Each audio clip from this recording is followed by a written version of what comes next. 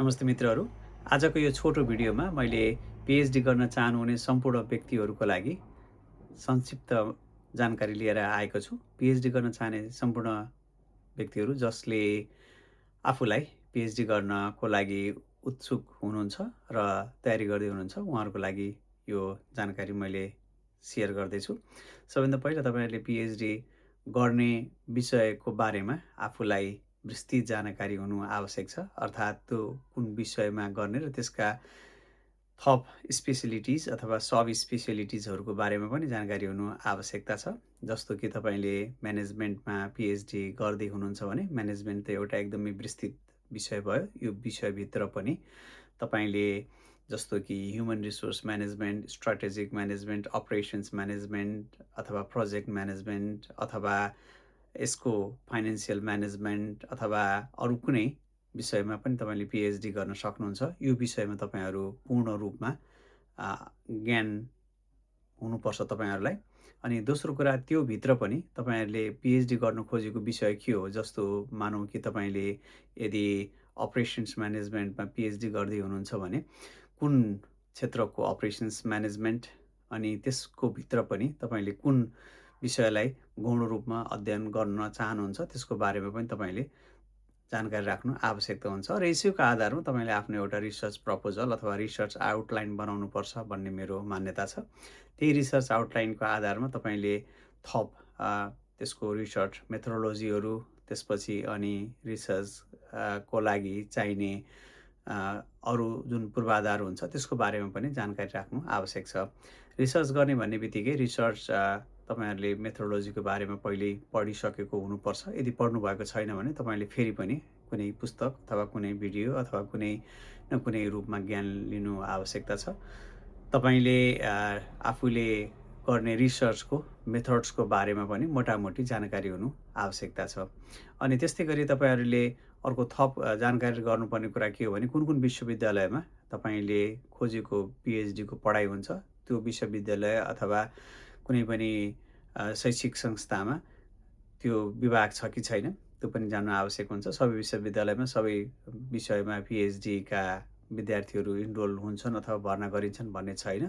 त्यो विश्वविद्यालयमा त्यो विभाग छ कि छैन त्यो पनि जान्नु आवश्यक हुन्छ। र त्यो विभागमा तपाईँले पिएचडी गर्न खोजेको सुपरभाइजर अथवा तपाईँलाई गाइड गर्ने व्यक्ति छ कि छैन पनि जानकारी गर्नु आवश्यक छ। अहिलेको समस्या के छ भने धेरै स्टुडेन्ट भाइ बहिनीहरूले पिएचडीको लागि आवेदन दिनुहुन्छ, तर त्यसका लागि पर्याप्त सुपरभाइजर्सहरू अहिले नपाइएको अवस्था छ। जस्तो कि एउटा पिएचडी सुपरभाइजरले 3 अथवा 2 जना विद्यार्थीहरू एकैचोटि सुपरभाइज गर्न सक्छ। त्योभन्दा धेरै युजुअली सुपरभाइज गर्ने चलन हुँदैन। अनि यसरी थोरै विद्यार्थीहरू सुपरभाइज गर्ने हुँदा थोरै मात्रै फ्याकल्टी मेम्बर्स अथवा सुपरभाइजर्सहरू हुँदा धेरै विद्यार्थीहरूको आवेदन पर्दा त्यो विषयसँग मेल खाएन भने पनि पिएचडी स्टुडेन्टको एप्लिकेसन्स अस्वीकृत हुनसक्छ। त्यस कारणले तपाईँले त्यो विश्वविद्यालयमा जुन विश्वविद्यालयमा आवेदन दिँदै हुनुहुन्छ त्यो विश्वविद्यालयको विभाग, त्यसमा काम गर्ने फ्याकल्टिजहरूको बारेमा पनि जानकारी लिन आवश्यकता हुन्छ। यसको लागि तपाईँहरूले विश्वविद्यालयको वेबसाइटमा गएर हेर्नुभयो भने सबै फ्याकल्टीको डिटेल्स अनि अथवा लेक्चरर्सहरूको, सिनियर लेक्चरर्स, प्रोफेसर्सहरूको डिटेल्स र उनीहरूको सम्पर्क नम्बर समेत दिएको हुन्छ। उनीहरूले कुन कुन विषयमा विशेषज्ञता हासिल गरेका छन् अथवा अनुसन्धान गरेका छन् त्यसको बारेमा पनि जानकारी पाइन्छ। त्यो जानकारी लिएर तपाईँहरूले तयारी गर्नुपर्छ। यो पहिलो कुरा हो। त्यसपछि दोस्रो कुरा, तपाईँले पिएचडी को लागि मेरो सजेसन तपाईँहरूले स्कलरसिप खोज्नुपर्छ भन्ने मेरो मान्यता छ। स्कलरसिप नखोजिकन पिएचडी गर्ने हो भने तपाईँहरूलाई कस्ट महँगो पर्छ। झन्डै 45,000 देखि 60,000 सम्मको ट्युसन फी लाग्न सक्छ। बेलायतको कुरा गर्दैछु, पाउन्डमा।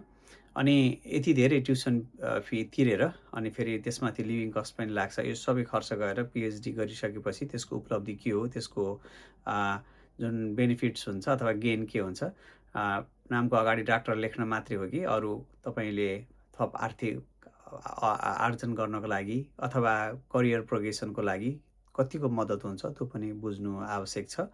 त्यसकारणले तपाईँहरूलाई मेरो सजेसन, सकेसम्म युनिभर्सिटिजहरूले दिने स्टुडेन्टसिप अथवा स्कलरसिपहरूमा आँखा लगाउनु होला। यसको लागि सबैभन्दा पहिला findapphd.com भन्ने छ एउटा वेबसाइट, jobs.ac.uk भन्ने छ। त्यस्तै गरी युके रिसर्च एन्ड इनोभेसनको वेबसाइटमा पनि स्टुडेन्टसिपहरूको बारेमा जानकारी पाउन सकिन्छ। त्यस्तै गरी NIHRले पनि कहिले कहिले त्यस्तो अवसरहरू उपलब्ध गराउँछ। यस्ता धेरै अवसरहरू उपलब्ध गराउने संस्था अथवा प्रोफेसनल बडिजहरू छन्, त्यसमा पनि तपाईँहरूले रिसर्चको लागि आवेदन खुलेको छ कि भनेर हेर्न सक्नुहुन्छ। त्यस्तै गरी जस्तो British heart foundation, cancer research UK, Wellcome Trust लगायतका संस्थाहरूले पनि बेलायतमा PhDको लागि आवेदन मागेका हुन्छन् अथवा PhD स्टुडेन्टसिपको लागि फन्डिङ गर्ने अवसरहरू त्यताबाट पनि मिल्छ। त्यसको साथसाथै युनिभर्सिटीहरूले पनि PhD स्टुडेन्टसिपको लागि आवेदन कल गरेका हुन्छन्। यसको लागि तपाईँहरूले PhD पढ्न चाहने युनिभर्सिटीको वेबसाइटमा सम्पर्क गर्नुभयो हुन्छ अथवा अहिलेको अवस्थामा त तपाईँहरूले साइन इन गर्नुभयो भने अटोमेटिक इमेल पनि तपाईँहरूको इनबक्समा आउँछ, तपाईँले तत्कालै खबर पनि पाउनुहुन्छ। यो पनि अर्को सजिलो माध्यम हो भन्ने लाग्छ मलाई। यसको साथसाथै तपाईँहरूले जान्नुपर्ने कुरा चाहिँ के हो भने एकाडेमिक नेटवर्किङको कुरा, अनि जस्तो कन्फरेन्सहरू एटेन्ड गर्ने, वर्कसपहरू एटेन्ड गर्ने, अनि एकाडेमिक नेटवर्किङ गर्ने आफ्नो विषयमा, त्यसले पनि PhD को अवसरहरू प्राप्त गर्नको लागि धेरै मद्दत गर्छ। PhD एउटा रहर गरेर मात्रै हुने विषय होइन, यसको लागि तयारी पनि चाहिन्छ। यसको लागि पढ्न पनि त्यति सजिलो छैन। हेर्दाखेरि रिसर्च पेपर लेखेर सबमिसन गरेर, थेसिस लेखेर सबमिसन गरेर डिफेन्ड गर्ने कुरा मात्रै आउँछ, तर त्यति मात्रै होइन। यसले तपाईँहरूलाई एउटा लेभलको बौद्धिक ज्ञान, बौद्धिक खुराक पनि दिनुपर्ने हुन्छ र तपाईँले पनि त्यसै अनुसारको ज्ञान, अनुभव अनि दक्षता र सिप पनि जान्नुपर्ने हुन्छ एकाडेमिक वर्ल्डको लागि तयार हुनको लागि। यसको साथसाथै तपाईँहरूले खर्चको बाटो पनि हेर्नुपर्छ, कति पैसा लाग्छ, अनि स्कलरसिप पाएन भने कुनै पार्सियल फन्डिङ हुन्छ कि अथवा कुनै डिस्काउन्ट्सहरू हुन्छ कि ट्युसन फीमा, अथवा युनिभर्सिटिजहरूमै कुनै प्रोफेसरहरूले गरिरहेको रिसर्चमा तपाईँले आबद्ध भएर रिसर्चमा आबद्ध हुने र त्यो स्टुडेन्टसिप लिन सकिन्छ कि, त्यस्तो बारेमा पनि तपाईँहरूले खोजीनीति गर्नुपर्ने हुन्छ। यसरी आफूलाई PhDको लागि पूर्ण तयार गर्नको लागि तपाईँहरूले प्रिलिमिनरी अथवा प्रारम्भिक रूपमा धेरै मेहनत गर्नुपर्ने हुन्छ।